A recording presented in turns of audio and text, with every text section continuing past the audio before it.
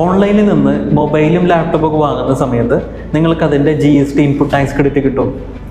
ഈ ലാപ്ടോപ്പ് നമ്മൾ ഓൺലൈനിൽ നിന്ന് വാങ്ങുന്ന സമയത്ത് 1 lakh rupees ഈ ലാപ്ടോപ്പിൻ്റെ പ്രൈസ് എന്ന് വിചാരിക്കുക.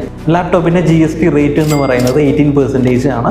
സോ ടോട്ടൽ പ്രൈസ് 1,18,000 ആയിരിക്കും. നിങ്ങൾ അഡീഷണലി 18,000 GST കൊടുത്തിട്ടായിരിക്കും ഈ ലാപ്ടോപ്പ് വാങ്ങിയിട്ടുണ്ടാവുക. സോ ടോട്ടൽ പ്രൈസ് 1,18,000 ആണ്.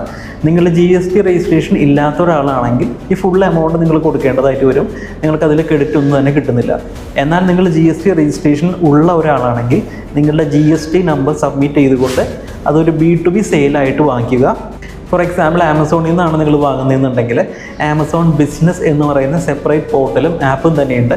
അതിൽ നിങ്ങളുടെ GST നമ്പർ ഉപയോഗിച്ചുകൊണ്ട് ലോഗിൻ ചെയ്തിട്ട് അതിനുശേഷം മാത്രം നിങ്ങൾ ആ പ്രോഡക്റ്റ് വാങ്ങിക്കുക. അങ്ങനെയാണെങ്കിൽ നിങ്ങളുടെ ബിസിനസ് ആവശ്യങ്ങൾക്ക് ഉപയോഗിക്കുന്ന ഇങ്ങനെയുള്ള പ്രൊഡക്ട്സിനെല്ലാം തന്നെ നിങ്ങളുടെ GST പോർട്ടലിൽ നിങ്ങൾക്ക് ക്രെഡിറ്റ് അവൈൽ ചെയ്യാനായിട്ട് സാധിക്കുന്നതാണ്.